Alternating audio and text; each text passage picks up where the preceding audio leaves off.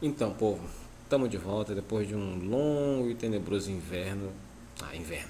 Enfim, a gente precisei dar uma saída, mas eu tô de volta aqui com vocês e a gente vai dar continuidade aos nossos assuntos no livro, né? No livro 3.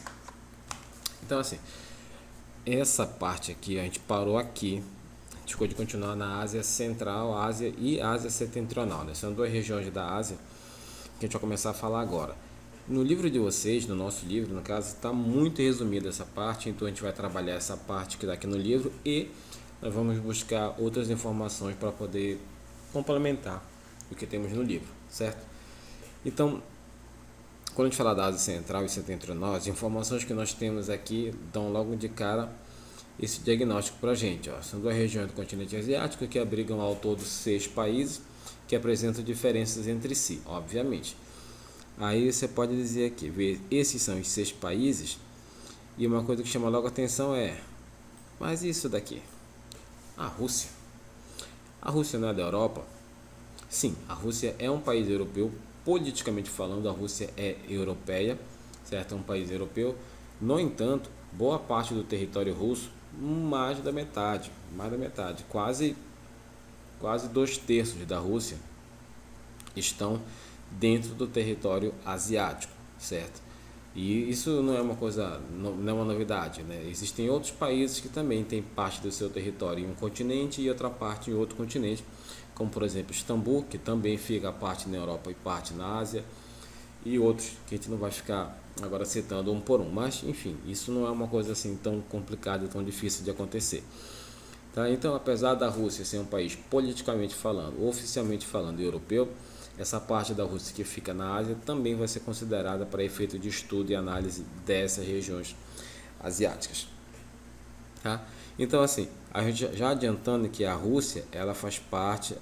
Quando a gente fala aqui de Ásia setentrional, setentrional quer dizer norte, certo? Falar de setentrional significa falar de região norte, tá? Então, a Rússia, ela é basicamente a região setentrional da Ásia, tá? Então, quando a gente fala em Ásia setentrional, a gente fala do território russo. Para ser mais específico, a gente fala da região da Sibéria, ok?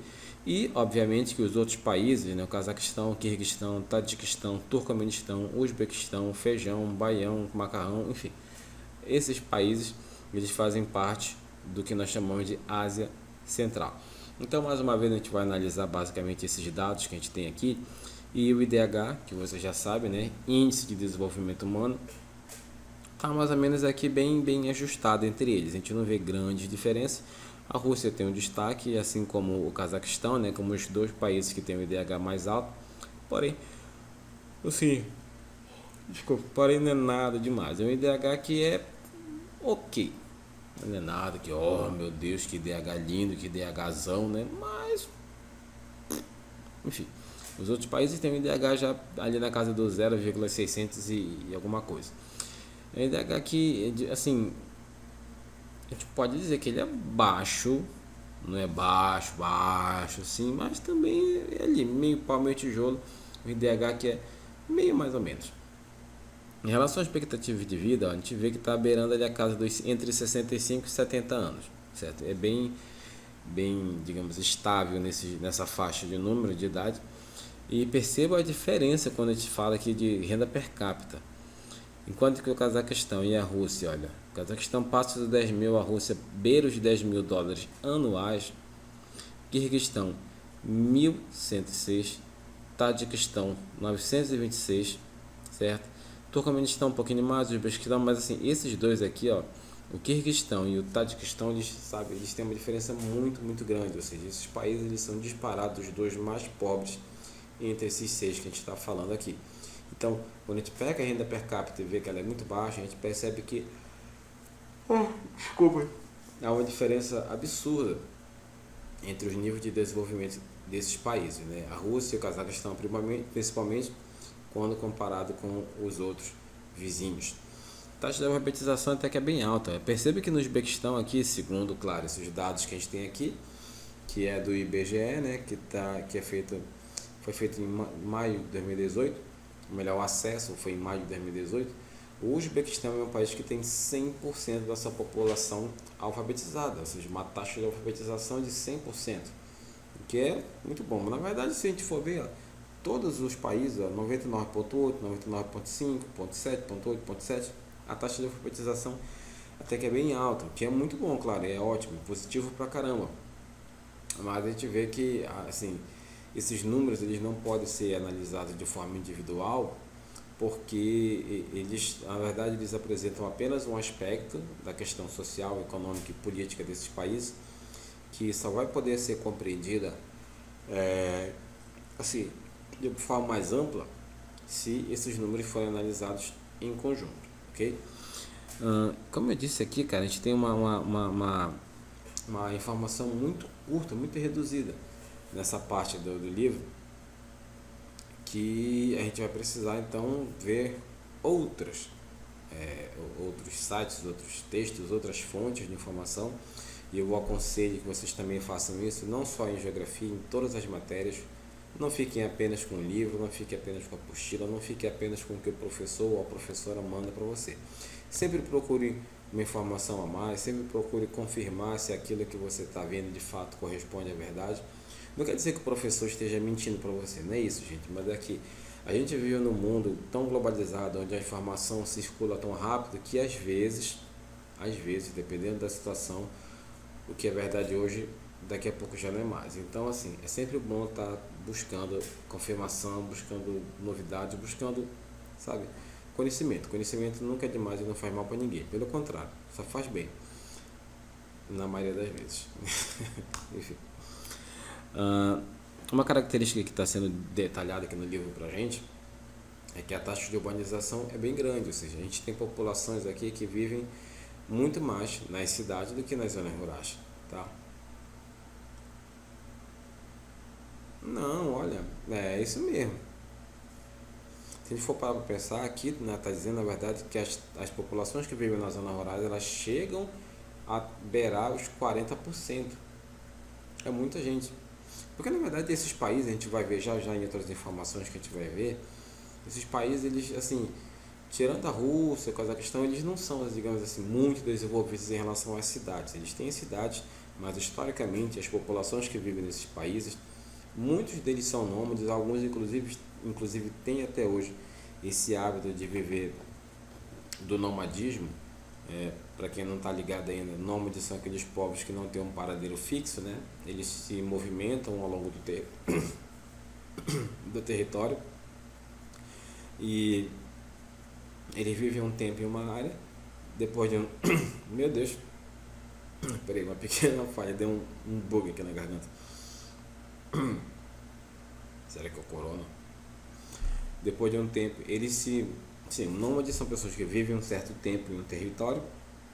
Depois de algum tempo, por alguma razão, que pode ser busca de novos pastos, busca de novas áreas de caça, enfim, essas pessoas, essas populações se deslocam para outra região, depois eles saem de lá para outra região, enfim, eles ficam de lugar em lugar procurando novos territórios. Vou beber uma água, já volto.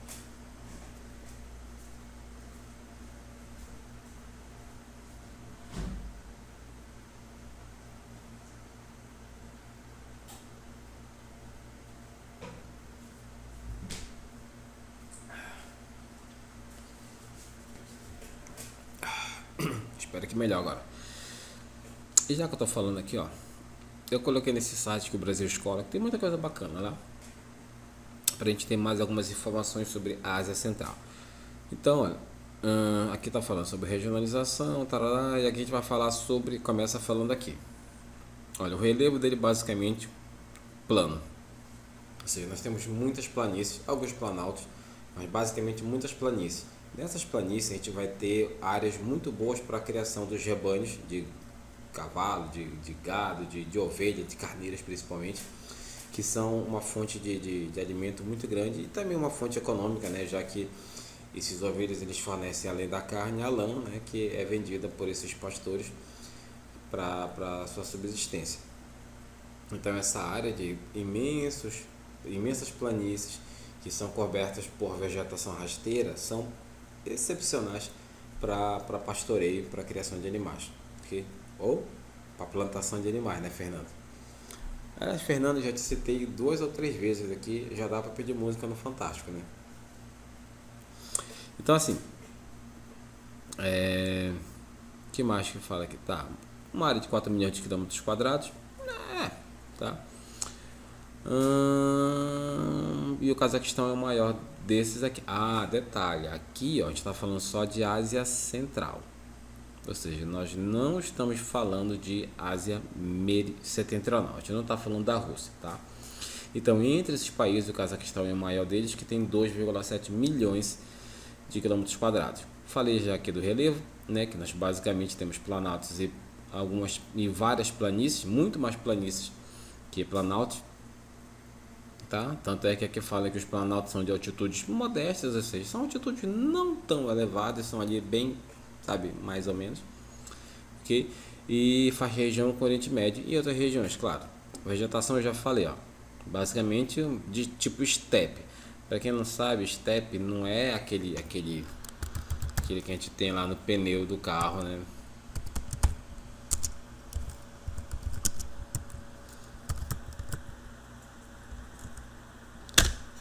Caramba, quase quebra aqui. Eu escrevi errado o step, eu acho. Faltou E. Enfim, perdoe essa minha falha. Se o tio Google abrir aqui, ó. Enquanto ele abre essa bagaça. Ah, só porque eu já ia tirar. Ó, como eu falei, ó. Imensos gramados, imensas áreas de pasto, praticamente que você tem totais condições. Essa galera aqui, provavelmente, pelo tipo de roupa que eles estão vestindo, eles são dessa região da Ásia Central. Eu já não digo nem provavelmente, eu já digo com certeza. Olha, isso aqui, ó. Isso aqui são cabanas típicas desse povo que vive lá, desses povos nômades. São cabanas que eles montam e desmontam assim que tem a necessidade de ir embora ou de se instalar em determinada área. Ó. As cabanas. Isso aqui é da Mongólia. Tudo bem que a Mongólia não faz parte da Ásia Central, mas esse mesmo esquema se aplica também a muitas das populações que vivem na Ásia Central. Voltando para cá. Característica climática. Rios não são tantos assim. Nós temos aqui alguns. E a gente vai para cá para baixo para ver algumas questões. Por exemplo, isso aqui é Astana, capital do Cazaquistão. Ah, falando nisso, eu falei agora, tem Cazaquistão, Quirguistão, baião, feijão, macarrão, enfim, cabeção. Esse sufixo bem aqui tem uma explicaçãozinha que ajuda a gente a entender esse lance do estão, tá? O sufixo estão pode ser traduzido para o português como lugar de morada. Em alguns idiomas como índio, persa e kirguiz, que são falados naquela região entre a Ásia e o Oriente Médio, mais precisamente no Afeganistão e na Índia.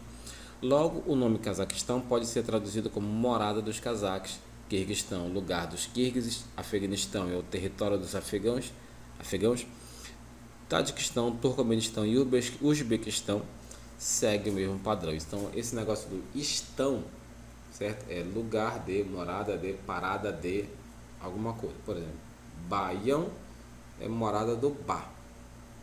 Feijão, lugar de parada do fe. Macarrão não rima. Enfim, deixa eu ver essa bobagem pra lá. Mas o lance do estão é isso, é um sufixo que vocês estão ligados do que é, porque vocês estudaram isso em português, e quem não estudou, quem não aprendeu, eu não vou explicar porque eu não sou obrigado, enfim, tá? É o que vai no final das palavras. E o Paquistão, ele tem um caso especial, tipo aqui, olha aqui, ó. O Paquistão é exceção à regra. O país asiático que faz fronteira com o Afeganistão foi batizado 20 anos de ser formalmente criado em 1947. Fundado por Hamad Ali, o nome da nação é uma junção dos termos e letras que significam muito para o povo. As letras P e K do termo Pak simbolizam as áreas que o país reivindicava. A província de Punjab, que é o P, e os limites da Caxemira, que no caso da língua dele se escreve com K, né? O sufixo estão foi adicionado antes da população ter um país para chamar de seu. Então, esse PAC, na verdade, significa as iniciais dessa região que era, digamos assim, requerida pelos paquistaneses. Nomezinho escroto de falar, tá? Então o Paquistão ele só é diferente um pouquinho a regra, mas enfim, nos outros casos o istão significa lugar ou morada de. Dito isso, volta para cá. Quando a gente fala dessa região aqui, é uma região que, bem aqui tem até outro texto, que hoje em dia esses países, junto com outros, eles fazem parte da CEI, Comunidade dos Estados Independentes. Essa área, na verdade, ela pertenceu entre aspas, né, há muitos anos à antiga União Soviética. Com o colapso da União Soviética, com o encerramento da União Soviética ali no final dos anos 80 e início dos anos 90, esses países eles se viram finalmente, entre aspas, livres da União Soviética, livres da influência, na verdade da pressão, da oposição, da imposição, na verdade não oposição, imposição da União Soviética. Esses países agora eles formaram, depois de não estar mais ligados à União Soviética, eles começaram então um processo de formar uma comunidade entre eles, que foi chamada de CEI, Comunidade dos Estados Independentes, tá? Nessa comunidade eles tentariam mutuamente se ajudar para que eles pudessem se desenvolver e andar com as próprias pernas, não mais tendo que, digamos, prestar obediência à União Soviética, tá? E esses países, muitos são os que nós falamos agora para vocês. Paquistão, Turcomenistão, enfim, essa galera aí, certo? Então, economicamente falando, esses países eles são muito ricos em recursos minerais, né? Sobretudo gás e petróleo, tá? Que são algumas das principais fontes de recursos financeiros para esses países, ok? Esses países sofreram muito com várias situações que envolvem políticas e conflitos armados, né? Pelo domínio dessas áreas produtoras de petróleo e gás natural, e até hoje alguns conflitos são bem fortes lá, estão bem presentes ainda, ok? Agora voltando para cá, falando um pouquinho da Ásia Setentrional, que é a Rússia, no caso eu falei, Ásia Setentrional ou Rússia Asiática, é a parte leste do território da Federação Russa, que, digamos, é uma das maiores, é a maior parte da Rússia, é onde fica a Sibéria. É uma área que tem uma vegetação muito ali adaptada a clima frio, a população é muito escassa, certo? Moram pouquíssimas pessoas na Ásia Setentrional. Por quê? Porque ela é muito frio. E já que ela é muito frio, obviamente que esse é um fator de repulsa. Perceba aqui, ó, aonde está aqui a Ásia Setentrional, aqui à direita, mano, é quase Polo Norte, olha. É aqui a pentelésima do Polo Norte. Então, é muito frio. A vegetação é adaptada a clima frio. A própria vida animal lá também é bem restrita, porque não são todos os animais que conseguem se adaptar a esse clima extremamente gelado. Por conta disso, obviamente a população tende a ser muito pequena. Então, apesar de ser a maior parte do território russo, é aquela que concentra um menor contingente populacional, ok? Mas, apesar disso, é também uma área que tem uma intensa atividade econômica, principalmente pela extração de petróleo e gás natural e também pela madeira. Sim, a madeira russa ela é vendida a um valor muito alto, porque nessas áreas tem uma floresta bem abundante nesse fornecimento de madeira, floresta de pinheiro, né, a taiga, por assim dizer, e é também uma das principais fontes de renda econômica da economia, né, do território russo, nesse caso da Ásia Setentrional. Então, gente, basicamente o que a gente tem para falar sobre essa área, essa região da Ásia, é isso. Me aguarda no grupo, daqui a pouco tem atividade, daqui a pouco tem exercício, daqui a pouco tem eu com vocês, tá bom? Então, beijinhos e até daqui a pouco. Até mais.